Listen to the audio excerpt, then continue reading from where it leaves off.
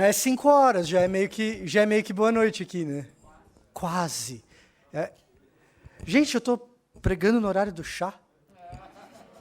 Onde Martin Lloyd Jones pregou, hein? Olha só. Um downgrade descomunal. Agora você acabou de. Já tá aberto, tá? Agora você acabou de me deixar completamente perdido. Mas, gente, falando sério agora,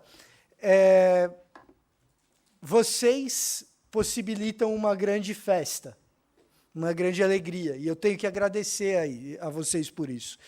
Estar com o Bibo, estar com o Cacau, para mim, motivo de uma grande alegria, porque eu, quando estive fora do Brasil, sozinho, estudando num lugar, num país, falando outra língua, conhecendo quase ninguém, as pessoas que Deus levantou para estarem comigo, para me pastorearem, mesmo que à distância, os amigos que eu conheci e que eu já sabia naquele momento que eram amigos para durar para sempre, são esses. É o Cacau, é o Bibo, é o Melhoranza, é o André Heinck, gente que quando eu tive que ficar sozinho num quarto, trancado na pandemia, eu sabia que eu não estava sozinho. Então, toda vez que a gente se encontra é uma festa, e a gente nem sempre se encontra. Cada um tem as suas pautas, cada um tem as suas agendas, tem as suas igrejas para cuidar. Então, tão longe de casa, a gente vir aqui e se encontrar é sempre uma festa, e a gente brinca, a gente fica empolgado, a gente fala um pouco de bobagem, porque quando a gente está junto, alegre, em festa, a gente faz isso, a gente manda o Cacau cantar aqui no púlpito de improviso, a gente faz bullying um com o outro, mas sem vocês a gente não teria essa oportunidade. Então, para nós é um motivo de gratidão extraordinária. Para mim é um motivo de gratidão extraordinária. Em segundo lugar, eu queria agradecer cada um de vocês que estava aqui o ano passado e alguns de vocês que, estando aqui o ano passado, compartilharam conosco algumas das histórias de vocês. Não faz sentido a gente sair de casa tão longe se o que a gente faz não tiver nenhum impacto. E faz pouco sentido se a gente não fica sabendo desse impacto. E a gente sabe que compartilhar histórias, às vezes histórias de dor e de intimidade, com alguém que a gente só viu uma vez, é muito difícil. Então eu gostaria que você soubesse que quando a gente escuta desse lado a história de vocês não estão incomodando, vocês não estão tomando de nós o nosso tempo. Não é para a gente um motivo de, essa pessoa está contando isso, daqui a pouco eu tenho que ir lá falar. Cara, o que eu tenho lá para falar? Escutar as histórias de vocês é para nós um enorme privilégio.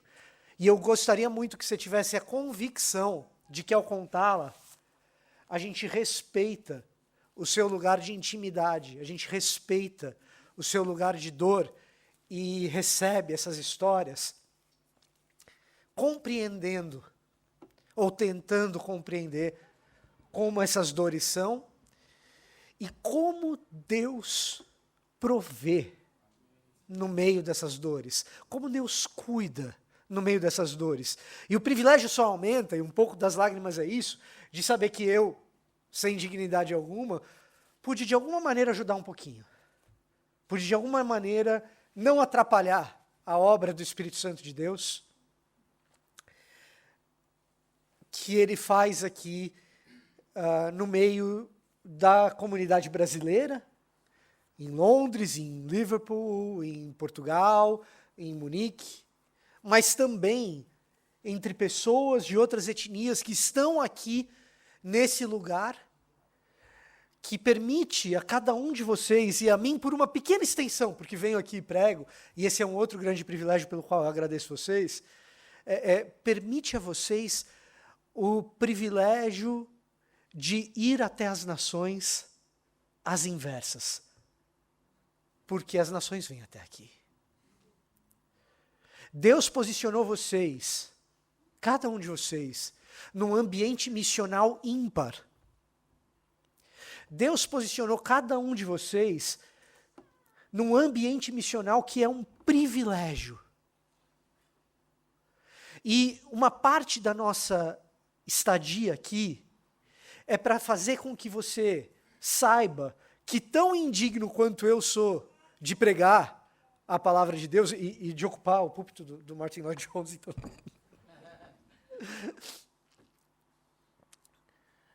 Cada um de nós é também indigno. O nosso papel, então, é fazer com que, na percepção da nossa fragilidade, da nossa indignidade, na percepção das nossas dores e de que todos nós as temos, ainda assim, Deus capacita cada um de vocês para esse campo missionário excepcional, para esse campo missionário absolutamente privilegiado no meio do qual cada um de vocês está. Mas, aquilo que nós viemos aqui fazer é apenas personificar, encarnar, para que você possa ver de carne e osso, aquilo que nós fazemos no ambiente digital todas as semanas, no meu caso, acho que quase todos os dias, que é de dizer o seguinte: vá, se prepare, estude, é possível. Não fique ensimesmado no meio do seu umbigo. Eu sei o que é ser brasileiro em um outro país. Eu estive lá, eu senti na tua pele exatamente isso. Não se conforme com estar enclausurado na nossa comunidade que nos traz segurança e conforto. Sim, ela nos traz segurança e conforto. Amém. Que bom por isso. Deus usa. Mas eu insisto, cada um de vocês está posicionado num ambiente missional ímpar. E quem te capacita não é o Cacau, não sou eu, não é o Rodrigo Bibo. É o Espírito Santo de Deus. Então, busque, interaja com a comunidade, busque treinamentos interculturais, se engaje no aprendizado das línguas, não apenas do português e do inglês. Entenda de onde cada uma dessas pessoas veio e por que veio. Sobretudo, engaje-se profundamente na compreensão do texto bíblico e creia que ele é extraordinário para transformar vidas e realidades, para transformar a morte em vida, para tornar pecado em vida. Não é você, não sou eu, e como não sou eu e não é você, você não precisa ter medo. É o poder extraordinário do Espírito Santo de Deus. E o poder sobrenatural de um texto que atravessa milênios e continua relevante. Eu digo todas essas coisas também para dizer o seguinte: se em algum momento na sua igreja, falando em inglês, você sentir uma saudade de uma pregação em português, você pode ir lá no YouTube digitar Comunidade da Vila, a gente está aqui para te servir. Eu venho aqui com a bênção também da minha comunidade, da minha igreja, Comunidade da Vila. Alguém está tendo que me cobrir lá para eu poder estar aqui, gente. E mais do que isso, se os podcasts forem insuficientes, se os vídeos no YouTube forem insuficientes, e de repente você esteja buscando uma educação formal mais organizada, converter de Libra para Real pode ser uma ajuda. Então, a FLAM é a instituição de ensino na qual eu trabalho, é a instituição de ensino que eu apoio, é a instituição de ensino que eu apoio muitas vezes pro bono, e que eu acredito, e por isso eu apoio. Então, a FLAM também está disponível para você, para te ajudar. Ah, Vitor, nem em real não dá para eu pagar porque o orçamento é curto. Acredite em mim, eu sei, a gente não está atrás das suas libras nem dos seus reais. Tá? Não estamos aqui por causa disso. A FLAM não está aqui por causa disso. Eu sei que o orçamento é curto. De novo, eu morei fora. Eu sei como é. Lá no Brasil o pessoal acha que é lindo. Pra gente é difícil pra caramba. não tenha vergonha de chegar para mim e falar, Vitor, eu gostaria muito, eu quero saber quais são os cursos, mas eu não tenho condição agora. Eu tenho tempo, mas não tenho condição financeira. A gente dá um jeito para você, tá bom? A gente não está interessado, e eu reitero, nem em reais nem em libras, a gente está interessado na capacitação global da igreja ao redor do mundo. Tá bom? Dito isso, quando eu falo que o poder da palavra e a relevância dela permanece atual para os dias, se é atual é para os dias de hoje, claro, mas permanece atual para nós, o meu tema é esse. E me lembra um pouco uma história que minha mãe conta. Eu não tenho dela memória, porque segundo a minha mãe eu tinha por volta dos 4 anos de idade. Acho que Cacau conhece isso, acho que eu já contei isso para você, Cacau. Meu pai tem um jeito de educar as pessoas, ou de me educar, que eu mais tarde na adolescência batizei de teoria da realidade total. Porque diante das perguntas de uma criança, meu pai parecia assumir a realidade, não tão real assim, de que ele não estava diante de uma criança. E então ele nunca contou nenhuma historinha, então ele sempre foi um tanto literal, e então ele sempre se dispôs a falar exatamente as coisas como elas eram. Eu era a criança que estragava o Papai Noel. Teoria da realidade total. E um dia, eu tinha por volta dos 4 anos de idade, conta minha mãe, e eu entro no banheiro e, começando a ler e juntar palavras para formar sílabas, eu olho um negócio escrito no banheiro e eu pergunto para o meu pai, pai, o que é Tampax? Teoria da realidade total. E aí, a maneira do meu pai me explicar isso foi a seguinte, veja só. Filho, olha só. As mulheres e os homens, eles são diferentes. As mulheres têm um ciclo de fertilidade. 4 anos de idade, gente.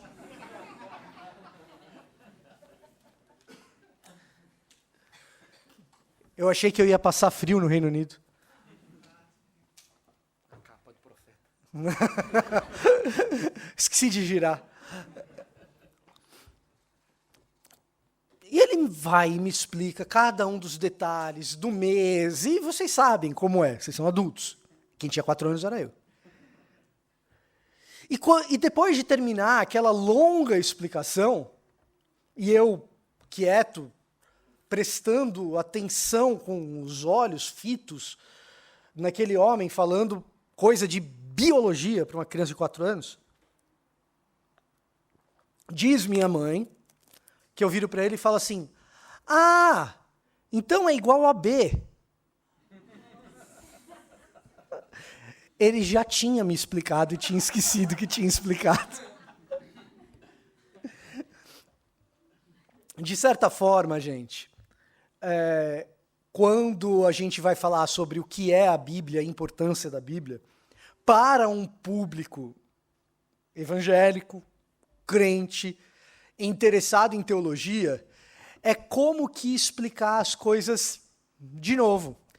E aí a gente modela uma palestra e enche de coisa bonita, e corre o risco de ficar parecendo o meu pai com a teoria da realidade total, explicando para as pessoas aquilo que elas já sabem, com palavras bonitas. Então, eu queria dizer com palavras muito simples aquilo que eu escutei de um de vocês nessa tarde, e que é um resumo daquilo que eu vou trazer para vocês, e que se no meu resumo de uma teoria da realidade total, você não pegar muita coisa porque ficou com sono e dormiu como um lindo bebê de Liverpool, dormia escutando meus vídeos, fique apenas com esse resumo que eu escutei de um de vocês hoje. Eu ia numa igreja que falava que eu tinha que seguir fulano, compartilhar com fulano, estar junto com fulano para aprender com fulano. E aí, na outra igreja, o que eu tinha que aprender, eu tinha que sentar junto com o cicrano. E a palavra é, não, anda com fulano, anda com cicrano, com o perdão. A minha intenção aqui não é diminuir a expressão de fé de ninguém, mas eu vou utilizar termos que vocês vão relacionar a determinados tipos específicos de espiritualidade. Mas para que vocês entendam do que eu estou querendo dizer. Quer estar mais perto de Deus, quer ser um discípulo de Jesus, anda com fulano, é o seu pai espiritual. Então eu ia numa igreja, que eu tenho que andar com fulano, aí você muda de igreja, tem que andar com cicrano. Aí você vai para uma terceira igreja, porque essa não está dando certo, a gente não está ouvindo a palavra de Deus, anda com Beltrano. Até que eu cheguei na igreja que eu estou. E nessa igreja que eu estou não tinha que andar com fulano, não tinha o cicrano para andar, e quando eu perguntei do Beltrano, não tinha o Beltrano para seguir. O que sobrou para mim? Agora eu tenho que ler a Bíblia. Cara, é um pouco o último recurso quando a gente coloca a Bíblia nesse lugar de último recurso. Mas às vezes a estrutura nos leva a que isso seja o primeiro recurso. E foi o que aconteceu na vida desse irmão, graças a Deus. Ele chegou num lugar que quando foi perguntado, tá, mas com quem que eu tenho que andar? Com Jesus. E como que anda com Jesus? O texto bíblico está aí para isso. Espetacular. Extraordinário. A palavra desse irmão nos edifica, embora eu não esteja identificando quem ele é. Né? Eu não estou dizendo para vocês quem ele é, mas a palavra desse irmão diz mais do que eu tenho a dizer para vocês nos próximos minutos. Então, se tudo que eu disser a partir de agora não lhe servir, fique com isso. É Beltrano? É Cicrano? Vamos para a sofisticação, já que eu bati nos neopentecostais? É o calvinismo? É o arminianismo? Menos.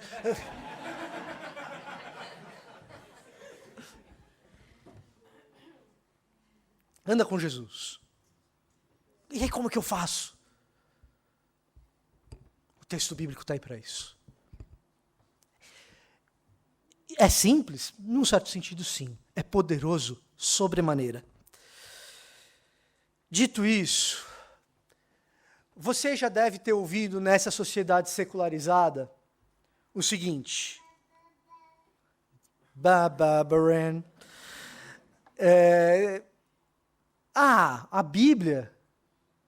Bíblia são só umas historinhas. É só um livro de histórias. Você já deve ter escutado isso. Afinal de contas, o que é a Bíblia? Você pergunta no ambiente secularizado, o seu amigo não precisa ser ateu, talvez ele seja só alguém espiritual independente de religiões. E o que você acha da Bíblia? A Bíblia é um livro de histórias, boas histórias. Jesus eu até gosto, mas ele é aquele cara legal. Se é verdade que o Evangelho é mais do que somente a sua salvação individual, como nós ouvimos do Rodrigo Bibo, a Bíblia precisa ser mais do que apenas um punhado de histórias. Se Jesus é um escândalo até o século XXI, como a gente ouviu do Cacau, a Bíblia precisa ser mais do que apenas um livrinho de histórias. E então a gente pergunta, o que é a Bíblia então, se mais do que um livrinho de histórias? E talvez a gente ouça, não de alguém secularizado, mas de alguém parecido conosco. É o manual do fabricante. É como eu vou buscar o meu jeito de viver. E eu insistiria.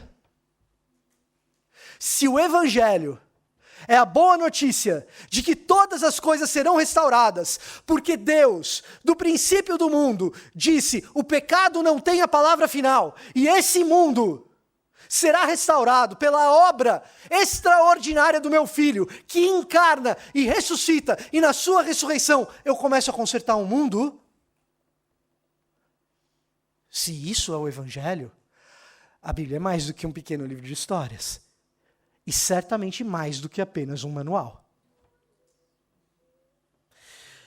E olhando para o nosso campo, talvez alguém queira dizer: o que é a Bíblia? E rapidamente, contra o secularismo e contra doutrinas esquisitas que a gente vê por aí em outras igrejas, a pessoa diga: a Bíblia é o relato inerrante de Deus. E eu diria, se a Bíblia contém esse evangelho extraordinário que nós ouvimos do Rodrigo, e se ela contém esse Jesus desafiador que o Cacau nos expôs, ela precisa ser mais do que uma mera definição a partir de erra ou não erra. A gente vai definir o que é a Bíblia a partir do erro. Ser verdadeiro é mais do que apenas não errar, embora eu possa admitir, inerrante, por que não? Mas ela é mais do que isso. E talvez você, como eu, passe por alguns aeroportos na vida. Quem veio de avião para cá? Milhares. Não veio tanta gente assim. E no aeroporto você vê a Bíblia sendo vendida na banquinha do aeroporto. Você vai falar: não, Vitor, eu até procurei Bíblia, não tinha lá. Tem um monte de outros livros, não tem Bíblia. E realmente, eles tiraram as Bíblias de livraria do aeroporto. Não sei se vocês perceberam.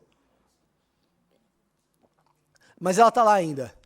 Porque quando perguntamos para alguns de vários meios o que é a Bíblia, a Bíblia é um guia para ser sábio. E então, na banca do aeroporto, você vê 15 princípios bíblicos para que a sua empresa funcione. A Bíblia tem sabedoria. Jesus, o maior psicólogo que já existiu, está lá no aeroporto para você ler. Ora, se o texto bíblico contém o que o Cacau pregou e o que o Bíblia nos pregou, a Bíblia precisa ser mais do que um mero guia para que sejamos sábios. E talvez alguém diga: aluno nota 10 de escola bíblica dominical, aquele que sentava na primeira cadeira. Aí ele fala: não, Vitor, a Bíblia é a palavra de Deus. E eu diria: amém. Mas dependendo do que você acha que palavra de Deus significa, a Bíblia tem que ser mais do que isso também. Se palavra de Deus seja apenas Deus falando como um oráculo, a Bíblia não é nada mais profundo ou mais abrangente do que o horóscopo do tabloide que a gente compra na esquina. Ela precisa ser mais do que um oráculo. E ela precisa ser mais também do que, veja só, intervenção de Deus por meio daquilo que a gente escuta é um oráculo. É Deus entrando na história com aquilo que ele fala. Oráculo. Essa é a ideia. Deus entrando na história com aquilo que nós enxergamos, no lugar de ouvir, é um miraculo. Mira, olha, se a Bíblia for apenas um conjunto de relatos de miraculo e oráculo, ela não é um escândalo para aquilo que nós vivemos hoje. Ela precisa ser mais do que tudo isso. Se ela contém o evangelho que o Bíblia nos trouxe, e se ela relata a respeito do Jesus que o Cacau nos ensinou, ela precisa ser mais do que tudo isso. E alguém há de perguntar para mim: o que é a Bíblia então? E eu vou dizer para você: quem sou eu para dar a resposta definitiva para algo assim? Vamos escutar então o que Jesus teria a dizer a esse respeito. E Jesus algumas vezes comenta a respeito da palavra. Cacau mencionou mais cedo a oração sacerdotal do capítulo 17 do livro de João, e ali a gente encontra Jesus, sim, falando da palavra, mais especificamente em João 17:17. Santifica-os na verdade, a tua palavra é a verdade. Temos mais alunos de escola dominical aqui que tiraram nota 10, parabéns. Mas é muito bom mesmo a gente saber essas coisas de cabeça. É útil, é bom, é agradável. A Bíblia é algo que nos santifica. Opa, já é um pouquinho mais do que aquilo que a gente escuta de lugar comum por aí. É aquilo que nos separa, é aquilo que nos torna consagrados, é aquilo que nos faz estarmos mais próximos de quem Deus realmente é e de quem Deus tensionou que nós fôssemos. Uau, isso já é um pouco mais. Agora, o texto célebre em que Jesus disserta a respeito das Escrituras é, sem sombra de dúvida, o texto cujo conteúdo do discurso de Jesus nos foi omitido por Lucas, o evangelista. Se um dia eu pego Lucas... O texto é mais ou menos o seguinte: depois de Cristo crucificado, 2 discípulos partiram rumo a Emaús, entristecidos pelo que tinha acontecido. E então alguém chega a eles e diz o seguinte: por que vocês andam tão tristes? E a resposta deles é a seguinte: ora, só você não sabe o que aconteceu a Jesus de Nazaré?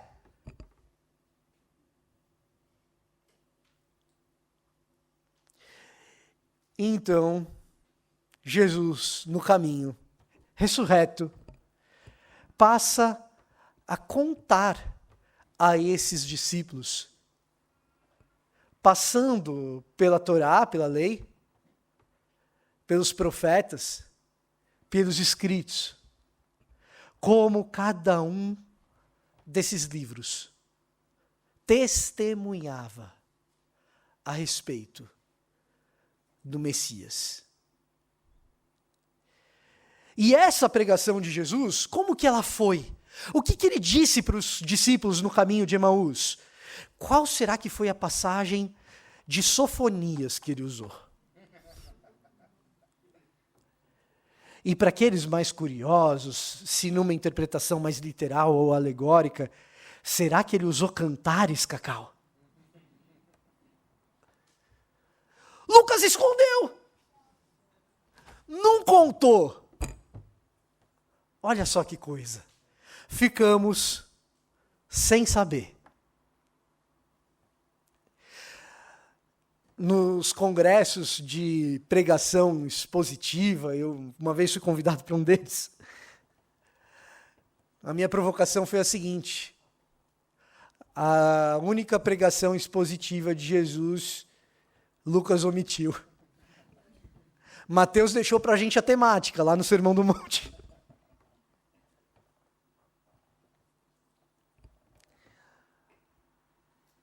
Eu acredito que existam tantas outras passagens no Novo Testamento, testemunhando a respeito de como a Bíblia hebraica conta a história de Jesus, que Lucas não precise contar exatamente o que Jesus pregou. Entretanto, o que Lucas não esconde é o que acontece com esses discípulos depois de escutarem Jesus expondo as Escrituras. Um olha para o outro e diz uma das frases mais emblemáticas de todo o texto bíblico. Alguns de vocês já sabem, então repetindo internamente aí, eu estou olhando na expressão de vocês e no jeito de balançar a cabeça. Porventura não nos ardia o coração, enquanto ele expunha as Escrituras. Se o texto bíblico chega à mente do ser humano e incendeia o coração de quem escuta. O texto bíblico precisa ser mais do que um manual. Ele precisa ser definido em mais do que meramente ele não erra. Ele precisa ser mais do que meramente um oráculo para o que eu vou fazer amanhã. Será que eu aceito essa proposta de emprego? Ou mesmo ser mais do que meramente uma coleção de milagres. Se diante de mim não se abrir o mar, ele vai me fazer passar por sobre as águas, ou qualquer coisa que o valha. Pode cantar rompendo em fé sem nenhum problema. Mas a Bíblia precisa ser mais do que isso. E então, ficamos com a seguinte questão. Ora, se o Novo Testamento apresenta a nós motivo suficiente para que nele, no Novo Testamento, sejamos capazes de identificar Jesus expresso nas Escrituras, se o Novo Testamento de fato faz isso, existe algum texto do Novo Testamento que, pelo menos nos resuma, a Bíblia como um livro dessas histórias extraordinárias que nos ensinam a viver como um manual, mas nos trazem imensa sabedoria, porque ela de fato existe, e que nos mostre que ela é de fato a palavra do próprio Deus na história, que relata os seus atos poderosos no meio do seu povo, e ainda nos põe a ficarmos com corações ardentes, porque nos impulsiona a missão extraordinária que Deus nos deixou. Existe algo assim? E o que eu imagino que possa ser essa passagem é um texto famoso que se localiza na primeira epístola de Paulo aos Coríntios. No capítulo 13, nós vamos ler a partir do versículo de número 4. Mas antes de ler, eu queria dizer uma coisa para você. Aqui, o apóstolo Paulo está diante de uma comunidade extremamente talentosa e extremamente imatura. Imatura porque briga entre si, uns são de Paulo, outros de Apolo, outros de Jesus, e Paulo mesmo diz, eu não batizei ninguém aí não, viu? Imatura porque briga, porque um passou a perna do outro nos negócios, e na hora de resolver um com o outro, em vez de ter a própria resolução ali de pequenas causas, eles resolvem expor para toda a cidade que, olha, aqui na nossa igreja tem gente corrupta, viu? Imaturas porque na hora que tem o caso, que precisa ser tratado, porque não é pequeno, como um passando a perna no outro, vamos resolver por aqui, mas é algo grave e escandaloso, como é, por exemplo, o filho se atrever a possuir a mulher do próprio pai, 1 Coríntios capítulo 5, nessa hora eles varrem para debaixo do tapete. Ouvi dizer que há entre vocês quem se atreva a possuir a esposa do próprio pai. Tem motivo para acreditar, viu? Então eu vou dizer para vocês o que vocês fazem. Quer dizer, eles não estavam fazendo nada. Imatura, porque até mesmo na ceia tinha gente passando fome e gente se embriagando com vinho. Então a imaturidade diante dos negócios, da vida financeira, da vida social, de uma igreja extremamente talentosa. A imaturidade, veja só, quer definir imaturidade? Como que um adulto lida com a vida sexual? Como que um adulto lida com álcool? Você vê muito bem quando a pessoa ela é imatura. Está tudo lá. E no meio dessa toda imaturidade que a gente está vendo, da comunidade de Corinto, eles ainda pegam e falam, eu sou mais espiritual que você porque eu profetizo. E o outro está dizendo, não, eu sou mais espiritual porque eu falo em línguas. Parabéns.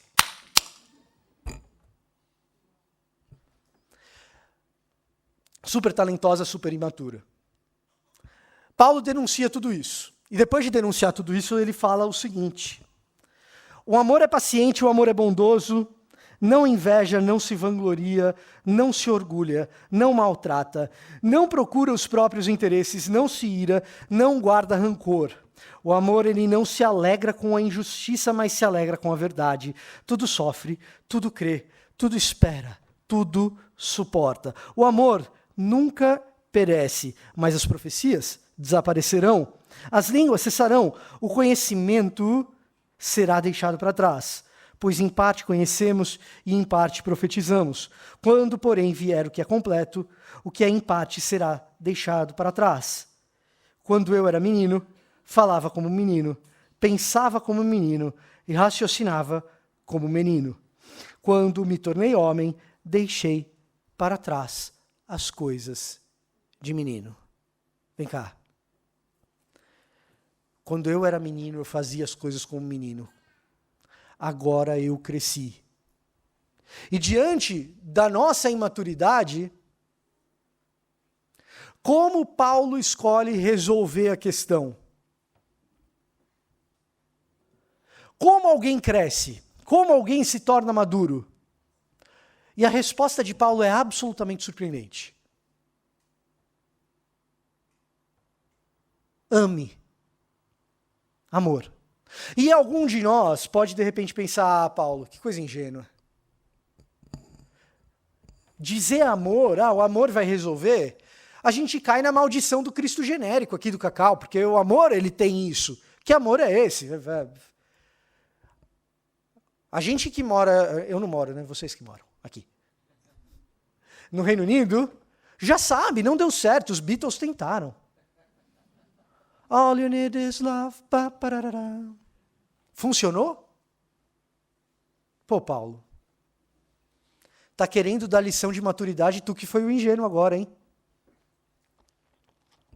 Mais que isso, querer resolver as coisas dizendo o amor resolve, nos coloca numa cilada arrogante, numa cilada pretensiosa demais, porque explicar o que é amor dificilmente cabe na minha capacidade intelectual de articulação linguística.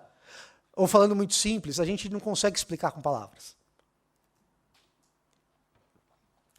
Querer achar que a gente vai explicar o que é amor simplesmente com a nossa capacidade linguística, com a nossa capacidade de falar, é de uma arrogância e de uma pretensão tremenda. Os grandes poetas da língua portuguesa chegaram a essa conclusão. Se você quiser um mais popular e mais recente, como eu conversava com a Mari ontem, ela falou para mim, eu gosto de bossa nova. Vinícius de Moraes tenta. E mostra pra gente a futilidade da empreitada de descrever por meio de palavras o que é esse amor. Tem uma música de Vinícius que é assim: por céus e mares eu andei, vi um poeta e vi um rei na esperança de saber o que é amor. Ninguém sabia me dizer, eu já queria até morrer. Dramático ele, né? Quando o velhinho com uma flor assim falou. Aí você pensa, bom, o velhinho com a flor vai dizer o que é o amor, né? Aí ele fala assim, o amor é o carinho, é o espinho que não se vê em cada flor. É a vida quando chega sangrando, aberta em pétalas de amor. Ou seja, quer saber o que é amor? Sente aí, meu. Pega a flor, machuca o dedo no espinho e vê aí o que é. Eu só sei de uma coisa, ele dói. É mais ou menos isso que o velhinho está falando pro cara. Acho que não resolveu muito. E no fundo, a ironia de Vinícius é precisamente essa. Se você quer saber o que é amor, engaje-se, porque se a gente ficar conversando sobre ele, não vamos chegar a grandes coisas. Mas se para você, bossa nova, é secular demais ou recente demais, e o poetinha, diplomata, Vinícius de Moraes é muito simplório, a gente pode ir para Luiz de Camões. E ele vai dizer, né, no episódio de Inês de Castro, o amor é fogo que arde sem se ver, é ferida que dói e não se sente, é um não contentar-se de contente, é dor que desatina sem doer. Ou seja, o que Camões está dizendo aqui? Cara, o amor é algo difícil de descrever, contraditório. Eu, na minha capacidade de alguém que escreve em versos decassílabos sempre, poesia épica, eu não dou conta.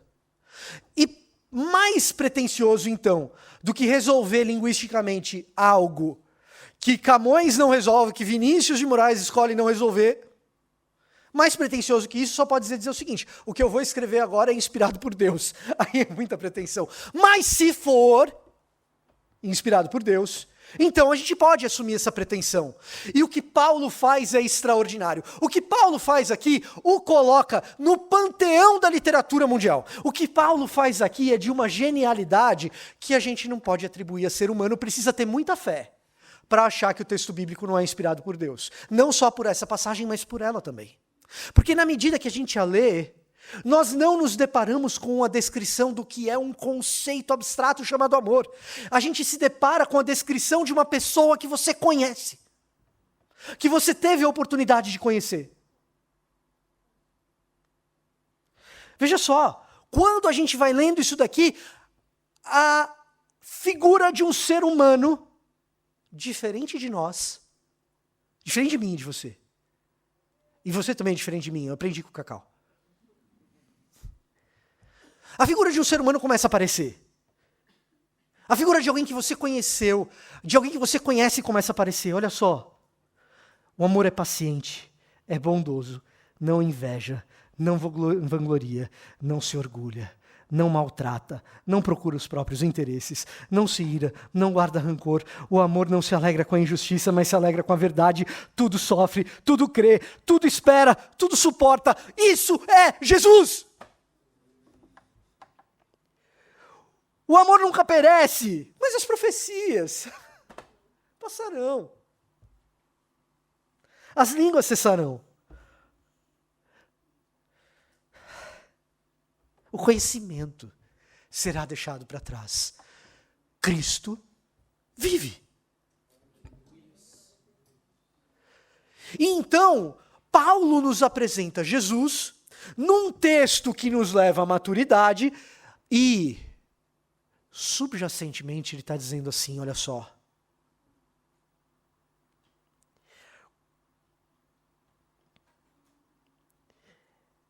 Pois em parte conhecemos e em parte profetizamos.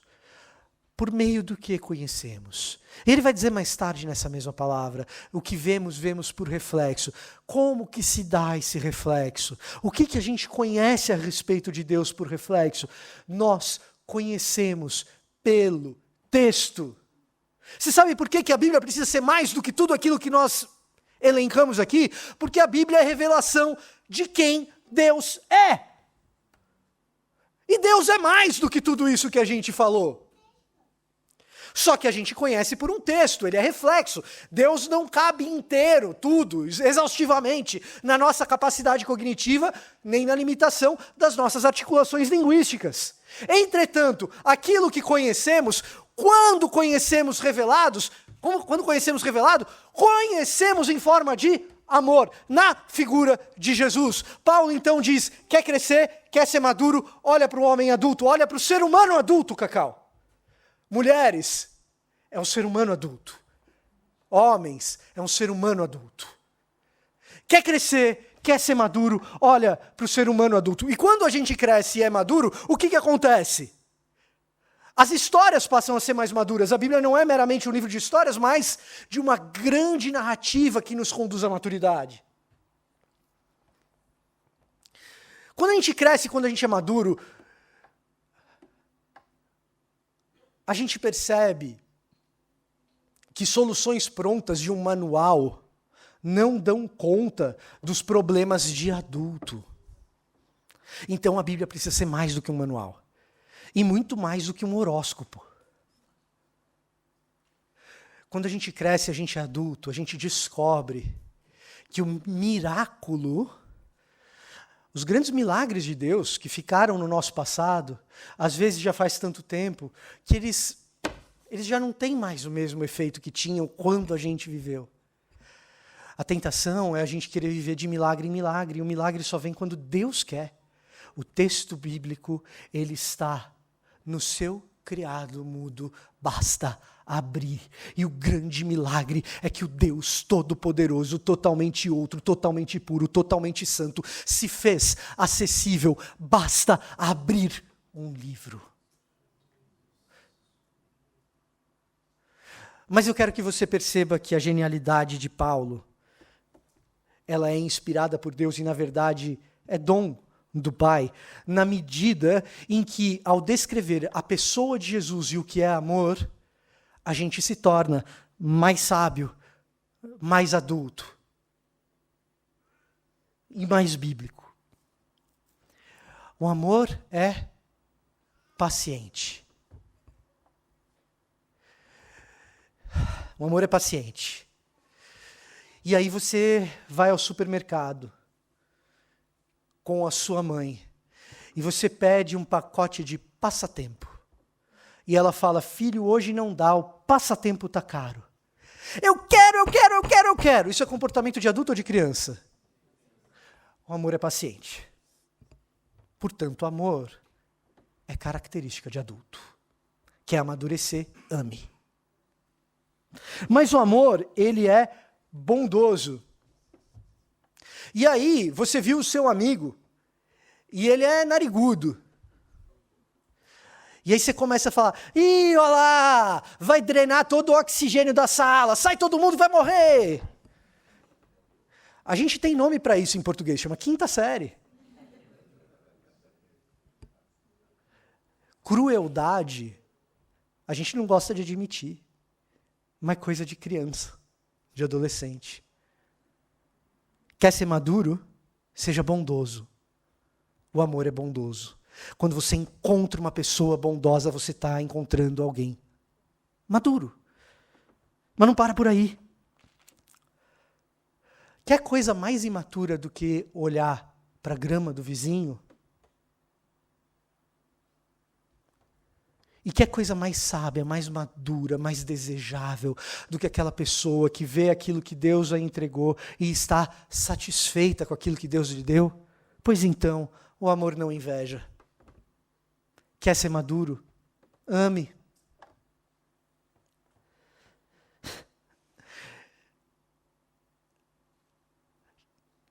Como que se identifica um adulto que ainda não aprendeu a se comportar publicamente? Um adulto talentoso que ainda não aprendeu a se comportar publicamente.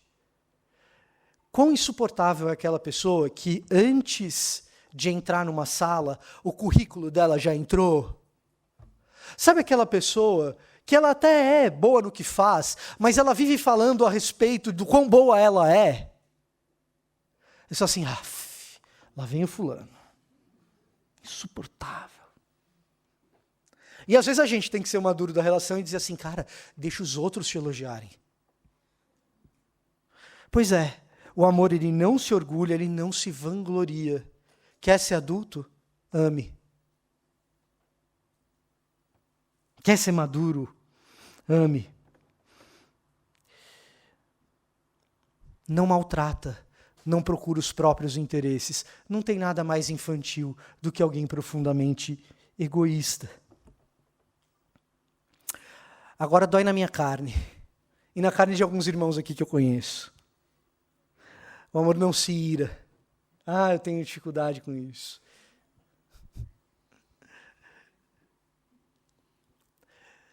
Amor, você está fazendo uma tempestade num copo d'água. Quando a gente é mais sensível, a gente fica mais irado. Não adianta, irmão, eu não enxergo, não. Não, eu tô brincando.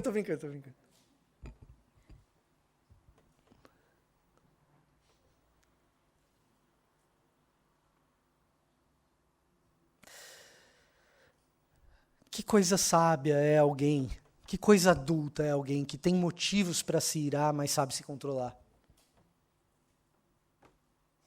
Deu para entender o ponto, né? Não se alegra com a injustiça, mas se alegra com a verdade. Isso é muito difícil também, né? Às vezes a verdade é tão dura que é melhor a gente não olhar para ela, porque ela é injusta. Tá bom, com a injustiça eu não me alegro, mas eu também não vou fugir. Isso é coisa do quê? De adulto. Quer ser maduro? Ame. Troque a palavra maturidade por parecido com Jesus. Troque a palavra maturidade por discipulado. Vou fazer propaganda de outro ministério aqui, Bibo. Troca a palavra maturidade por Jesus Cop. Não, brincadeira. É bom, eu gosto do Douglas. Douglas é meu amigo, pô. Entenda como o texto bíblico te deixa parecido com Jesus.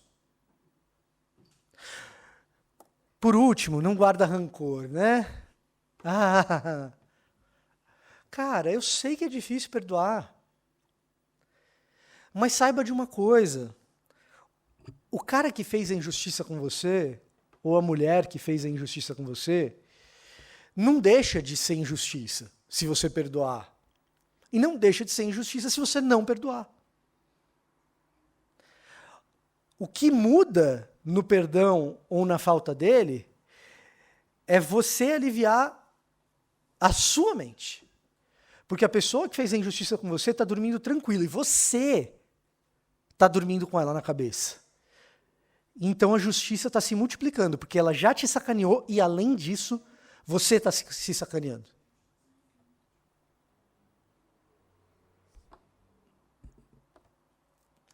Pai, perdoa-os, eles não sabem o que fazem.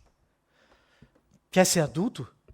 Quer ser maduro? Perdoa. Quer ser adulto? Seja parecido com Jesus. Quer entender o que o texto bíblico faz? O texto bíblico te torna alguém parecido com o ser humano mais extraordinário de todos os tempos. Mas quer resumir? Não é andar com fulano nem com cicrano. É andar com Jesus. E para isso a gente tem o texto. Que resumo extraordinário que um irmão aqui nos trouxe. Que resumo extraordinário aquilo que um irmão nos trouxe. Cacau, e a gente poderia continuar falando a respeito de Jesus e de como o amor se parece com maturidade por mais muitas conferências, mas não haveriam conferências capazes de dizer quão amoroso Jesus foi. O texto bíblico, entretanto, nos deixa um relato riquíssimo, que nos faz maduros e empoderados. Não no sentido da militância da palavra empoderamento, mas realmente portadores do poder do Espírito de Deus. Para que a gente não tema qualquer mal que um ser humano venha nos trazer, mas para que, pelo contrário, olhando para esse inimigo e esse risco, numa posição privilegiada do ponto de vista missional, cada um de vocês perceba Jesus, na oração sacerdotal de João 17, não peço que os tires do mundo, mas os livres do mal. E na grande comissão de Mateus 28, 19 e 20, vão e façam discípulos de todas as nações.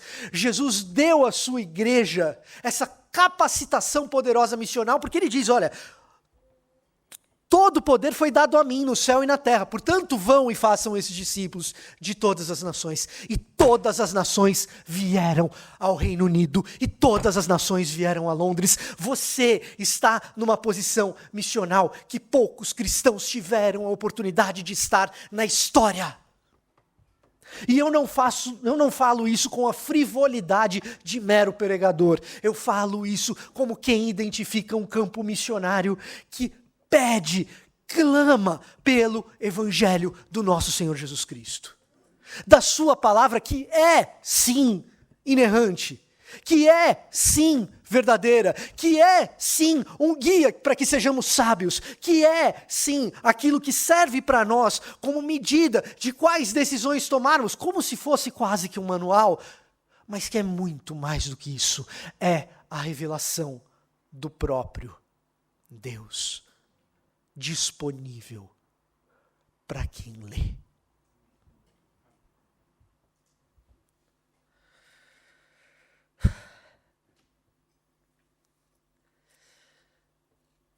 por isso nós não vivemos na letargia. Brasileiramente falando. Deixa a vida me levar. Vida leva eu.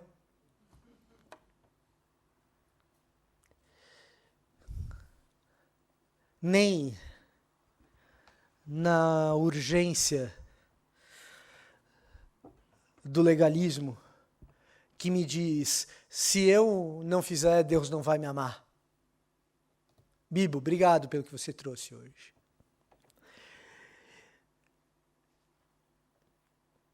A gente vai levando do jeito que dá até que ele venha. Mais ou menos isso que você disse, Bibo. Eu queria terminar dizendo o seguinte para você. O texto bíblico ele está aí para que a gente conheça quem Deus é, para que a gente seja maduro em Cristo, para que a gente seja cada vez mais parecido com Ele, para que a gente seja discípulo de Jesus, imitador dele.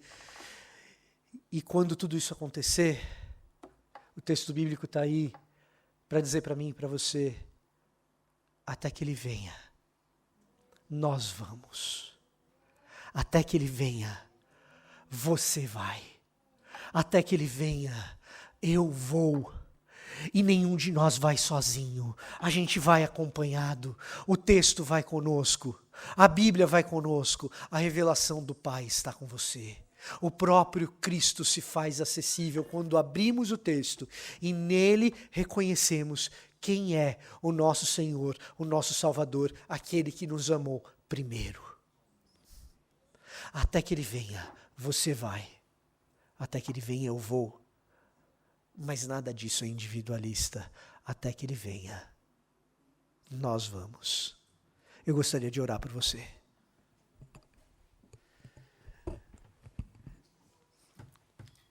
Senhor Deus, o que te pedimos, Pai, é que o agir poderoso do Teu Santo Espírito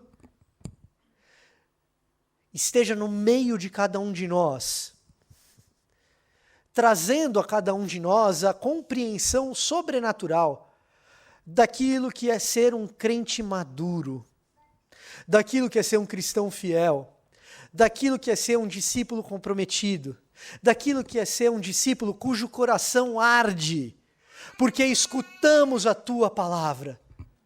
Porventura não ardia o nosso coração, enquanto o próprio Senhor nos fazia parecidos contigo.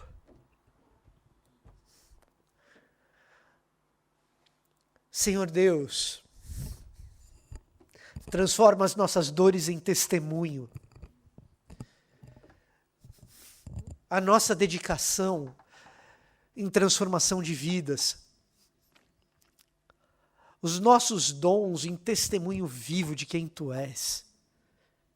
Não nos permite que nos ensoberbeçamos. Nos dá a plena convicção do nosso papel na Tua missão. E assim, Deus, que a igreja de brasileiros e imigrantes no Brasil, e a igreja de brasileiros e imigrantes no Reino Unido, e em Munique, e em Portugal, que essa igreja seja igreja de gente que se parece contigo. Senhor Deus, é assim que nós oramos.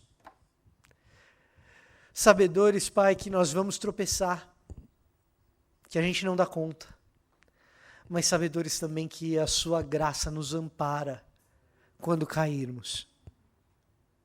Que isso sirva a nós de incentivo para continuarmos. Pai amado, nos empodera com o poder do Santo Espírito. É o que pedimos e agradecemos. Em nome de Jesus. Amém. Que Deus abençoe.